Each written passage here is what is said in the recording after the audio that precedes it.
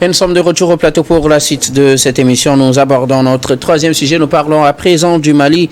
Choguel Kokala Maïga charge à nouveau les militaires au pouvoir. L'ancien premier ministre malien Choguel Kokala Maïga limogé le 20 novembre 2024 dans une nouvelle sortie est revenu sur la situation dans son pays au Mali. Il revient à nouveau charger les militaires au pouvoir de mauvaise gestion, de toutes les formes de dérive dont il n'a pas été complice et dont le M5 RFP dont il était le représentant principal dans ce gouvernement ne saurait être comptable pour Choguel Kokala Maïga. Il y a plein de choses qui se sont passées que le citoyen lambda malien n'aurait pu imaginer. Il s'est exprimé à nouveau donc sur la situation, une manière pour lui de marquer sa présence politique en espérant, comme il le dit, que des élections seront bientôt organisées, élections avec une participation effective des partis politiques pour relancer la vie politique dans le pays. Nous en parlons avec nos invités. Je commence par vous, Sanaveyel Sadio Etchou. Choguel Kokala Maïga, après ses mésententes avec le pouvoir en 2024, a été démis de son poste de Premier ministre. Il a été remplacé par un autre militaire qu'on connaît très bien. Aujourd'hui, il revient pour charger les militaires. Après une récente sortie, il revient expliquer aux populations que toutes les dérives dont il accuse le pouvoir, il ne saurait être comptable de ces dérives et que son parti, le M5 RFP, ne saurait également être responsable de ces dérives. Bon, j'ai juste envie de poser la question de savoir s'il aurait tenu ces mêmes propos s'il n'avait pas été limogé en novembre dernier du gouvernement. Il a commencé par tenir de tels propos, ce qui a expliqué justement son limogeage à un certain moment. Non, moi je pense sincèrement que on ne peut nier le fait qu'il a été l'un des acteurs de la gouvernance de ce pays, et depuis qu'il a accédé aux fonctions de Premier ministre aux côtés du président Assimi Goïta. Donc je pense que sa sortie est plus opportuniste. Aujourd'hui, il a défendu un système, une manière de gouverner. Aujourd'hui, il semble cracher dedans parce qu'il n'y est plus. Donc moi, je n'arrive pas du tout à le lire. Tout ce qu'ils nous ont vendu, ou bien ils ont vendu au peuple malien, c'est que une fois la reconquête totale de la souveraineté territoriale du Mali acquise, ils iront aux élections. Donc ce n'est pas chose faite aujourd'hui, qu'il attend calmement que les militaires finissent la mission que le Conseil national de la transition leur a assigné. C'est de ça qu'il s'agit. Donc moi je pense qu'on ne peut pas nous dire quelque chose hier et quelques mois après venir dire autre chose. Ils sont dans la logique d'organiser des élections quand 100% du territoire malien sera sous contrôle. Donc c'est ça qu'ils ont vendu, c'est ça qu'il a vendu aux Maliens pendant longtemps. Donc je vois mal ces rebondissements, ces pseudo-accusations de mauvaise gestion. On aurait aimé que ces sorties, tout ce qu'il dénonce soit dit plutôt que cela. Ce n'est pas quand il est dehors maintenant qu'il va revenir pour se positionner comme l'opposant idéal. Je pense qu'il ne le ferait pas, il ne le fait pas devant moi.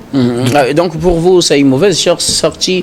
Il crache dans le plat dans lequel il avait déjà mangé. Tout à fait, tout à fait. C'est le serpent, il est en train de manger son totem, comme le diraient certains. Merci beaucoup à vous, Sana Gabin Adjao. Vous avez certainement suivi cette sortie de Choguel Kokala Maïga, qui pour une nouvelle fois charge les militaires. Pour lui, son limogeage en novembre 2024 a sonné le glas de cette coopération entre son mouvement et les militaires qui ont pris le pouvoir. Oui, je ne suis pas sûr que le gouvernement même cherche encore à recruter quelqu'un comme Choguel Kokala Maïga. c'est un frustré aujourd'hui de la République, quelqu'un qui veut se positionner politiquement et à chaque moment il est obligé de faire des sorties contre le régime en place. Je ne sais pas s'il est en train de rechercher le fait qu'on le poursuive en justice pour qu'il crie surtout les toits que bon, on est en train de le persécuter. Je ne sais pas si c'est ce qu'il est en train de rechercher, mais Choguel Kokala Maïga a été Premier ministre pendant très longtemps de ce conseil de transition là. Il a eu à présider quand même les assises nationales et lui-même, malgré le fait qu'il était en convalescence, il a été et quand il est revenu, il a été encore premier ministre. Ça veut dire que on lui avait fait confiance jusqu'à un certain moment où il a commencé par dériver au sein du régime. Tu ne peux pas jouer dans une équipe et au même moment marquer un but contre cette équipe-là. Donc à un moment donné, il accusait plutôt l'équipe de le mettre de côté dans certaines prises de décision. Oui, son problème c'était qu'il pensait que Assimi Goïta n'allait pas aller aux élections.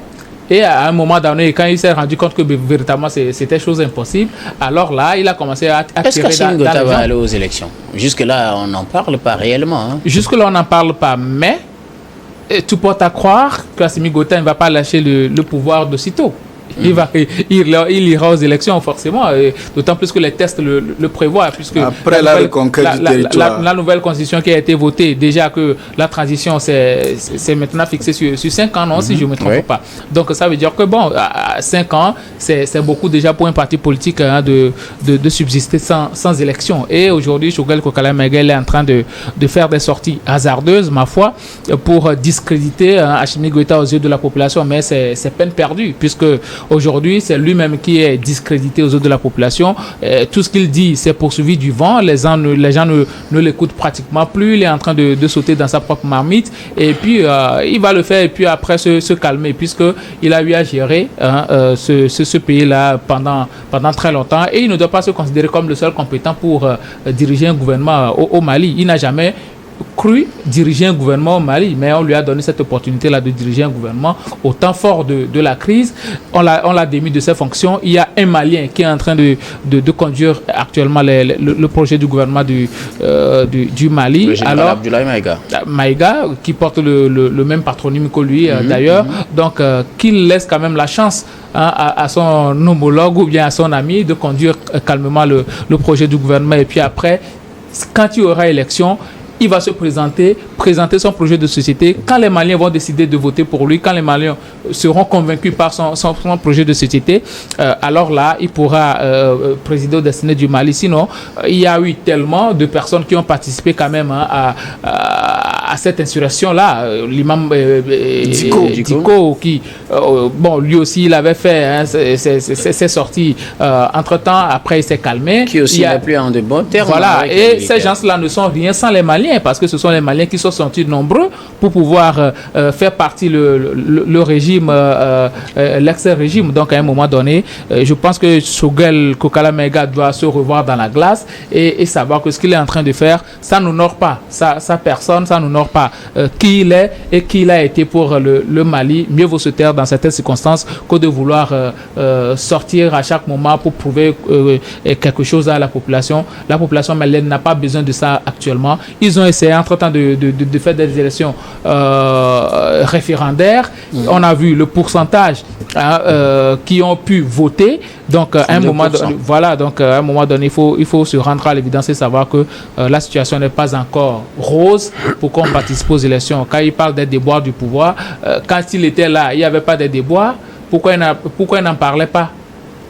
Pourquoi il n'en parlait pas? Je rappelle, bon, il a commencé par en parler quand il a été limogé. Et donc, oui, peut-être il peut se dire que ce n'est que là qu'il a remarqué. Ça, c'était même pas des débats du pouvoir. Ce sont des convictions personnelles qu'il était en train de mettre sur la place. Et on l'a inversé, puisqu'on a dit que ce monsieur-là, il n'est plus dans la ligne du gouvernement malien. Donc, on l'a inversé du pouvoir. Et donc, je pense qu'il a fait trop de temps aussi à la tête de ce gouvernement-là. Aujourd'hui, bon, il n'a qu'à se calmer avec son RFP, et puis après on verra si les Maliens vont le plébisciter pour les élections à venir. Merci beaucoup à Foukaben Adjao. Adam Adronou, Shogel Kokala Maïga, lors d'une conférence de presse animée ce samedi, est revenu sur la situation de son pays. L'ancien Premier ministre du Mali, sur la transition avec le général Assimi Goïta, a dénoncé plusieurs mots, plusieurs situations qui peut-être, selon lui, sont ignorés par le Malien lambda, que lui n'a jamais supporté et que son mouvement aussi n'a jamais supporté, qu'à travers son limogeage, les militaires ont signé le glas donc, de cette coopération qui était née du deuxième coup d'État, justement, en août 2020 au Mali. Oui, je pense que c'est une sortie à analyser sur deux plans, notamment sur la forme et le fond de cette sortie-là. Sur la forme, moi, je pense que c'est dans l'ordre normal des choses, parce que Choguel Maïga, en faisant, en tout cas, en prenant le côté opposé des militaires, justement, s'est mis dans la peau d'un opposant. Et justement, lorsque ce dont réclame aujourd'hui l'opposition au Mali, c'est justement d'avoir, en tout cas, une liberté d'expression. Et je pense que ce qu'il a eu véritablement également à dénoncer, ça voudrait dire quelque part que il a eu dans cette sortie-là à magnifier ou pratiquement à trouver des actifs qui vont en faveur des militaires au pouvoir. Ça voudrait dire quelque part que, en tout cas, cette liberté d'expression qu'il tente donc à défendre est toujours là, est toujours d'actualité. La preuve qu'il a fait une sortie en chargeant les militaires sans être inquiétés. En tout cas, pour le moment, de toutes les façons. Puisque par le passé, on a vu des gens faire des sorties pareilles et justement, après, ils ont été directement donc arrêtés compte tenu de la situation qui prévalait par le passé. Maintenant, dans le fond, je pense que quelque part, Choguel Maïga n'a qu'à se prendre à lui-même, puisque quelque part, on parlait de Mamoudou Dicko. Je pense que les déboires de Mamoudou Dicko sont en partie liés à Choguel Maïga, qui, entre-temps, en tout cas, s'est désolidarisé de la ligne de conduite de ce mouvement-là. Et qui malheureusement aujourd'hui, vous allez voir que l'expression ou le narratif qu'il essaie donc d'exprimer va pratiquement ce que disait la branche de Mamoudou Dicko. Ça veut dire quelque part que c'est quelqu'un qui n'a pas su lire les lignes au-delà des appréhensions qu'on servait par le passé. Les gens ont vu les militaires venir, ils savaient véritablement qu'ils étaient engagés à lutter pour l'intégrité territoriale du Mali, ce qu'ils sont en train de faire, qui réussit d'ailleurs, même brillamment d'ailleurs. Et justement, après cette intégrité-là, on a constaté que les militaires ne sont pas prêts à lâcher donc le pouvoir. Mais c'est ce qu'il a eu donc à comprendre, en tout cas tardivement, et qu'il essaie aujourd'hui de dénoncer. Malheureusement, les gens ont su lire entre les lignes et ont compris que les militaires, après l'intégrité du pays, ne sont pas prêts donc à quitter le pouvoir. Lui, c'est ce qu'il défend aujourd'hui. Et parce que lui défend pour que demain, la balle soit donc en sa faveur en ce qui concerne dans ces élections. Quand vous dites que les militaires ne sont pas prêts à libérer le pouvoir après la reconquête de l'intégrité territoriale, ils ont toujours dit que c'est ce qui fait leur priorité. Quand ils vont sécuriser le Mali, ils vont libérer le pays, libérer la scène politique. Et ceux qui veulent venir au pouvoir, si on fait des élections et qu'ils gagnent, ils viendront au pouvoir. Sur quoi vous basez-vous pour dire qu'ils ne vont pas Non, pas tout à l'heure. Non, de toutes les façons, c'est vrai, au début, le coup d'État, il faut justifier le coup d'État, etc. Mais à la longue, nulle part ailleurs, on a vu les militaires prendre le pouvoir et qu'après la reconquête du pays, ils l'ont libéré. Donc tout le monde sait comment ça se passe. Et justement, c'est ce que l'autre branche avait vu. Et en le disant, donc quand je le dis, partout à montrez-moi un seul pays où pratiquement, après avoir reconquis le pays, et qu'on essaie donc de le libérer, disant que voilà, les civils venaient au pouvoir. Ce n'est pas ça. Ben, justement, ils ont donné leur parole de militaire. Mais on sait que ces paroles de militaire-là, à un moment donné, parce qu'on était dans une situation, on est obligé donc de l'accepter et de les ovationner. Après cette situation, ce que moi je ne conteste pas en réalité, c'est pas que je le conteste, mais justement parce que ils ont mené une lutte, il faudrait quand même renforcer cette lutte qu'ils ont menée. Cela s'explique comme ça. Donc, renforcer cette lutte comment? Renforcer en tout cas l'intégrité du pays, conquis du pays. Donc c'est ce qui explique le fait qu'ils ont tendance à vouloir demander à la population de leur donner encore des années ou des suffrages, pas les suffrages, les élections. Là, ils sont des présidents. Parce que lorsque vous êtes président, vous êtes en uniforme comme la tradition qui se déroule dans tous les pays. Vous avez vu, aujourd'hui, au Tchad, par exemple, le président, il s'exprime en tant que président. Là, lever le manteau militaire. Et là, ils veulent vivre également cet instant-là. Après, on va penser à comment remettre donc le pouvoir au civil. Ce qu'ils ont dit par le passé, je pense qu'il y a plusieurs motifs qui puissent donc expliquer le fait que demain n'est pas, en tout cas, le beau jour pour libérer le pouvoir au civil. Et je pense que ce que n'avait pas compris Choguel Maïga par le passé. Et ce serait tout cela qui espère Choguel Maïga et qui voudrait que tout cela se passe vite pour qu'il ait aussi sa chance de passer. Bien évidemment, et je pense que c'est sorti, en tout cas, il ne le cache pas. Et il ne le cache pas. Mais ce qui m'a plu réellement, ça voudrait dire aujourd'hui, après cette reconquête-là, l'environnement politique s'est aujourd'hui ouvert et je pense que les politiques, contrairement à ce qu'il dit, peuvent s'exprimer parce que lui-même s'exprime sans être inquiété. Je pense que demain, d'autres situations également, d'autres citoyens politiques également peuvent s'exprimer parce qu'aujourd'hui, l'environnement politique est ouvert et lui, il s'exprime. Merci beaucoup. Ouais. À vous, je ne sais pas, Sana, vous vouliez réagir? Non, je souriais quand il parlait de militaires qui ont donné leur parole de corps habillé et je voulais lui dire tout simplement que pour mesurer la sincérité d'une promesse faite par des militaires, il faut aller demander aux policiers militaires congolais qui ont rejoint le M23. Merci beaucoup à vous pour vos contributions. Nous allons marquer une nouvelle pause qui reviendra tout à l'heure pour la dernière partie de cette émission, dernière partie que nous allons bien évidemment consacrer au Togo.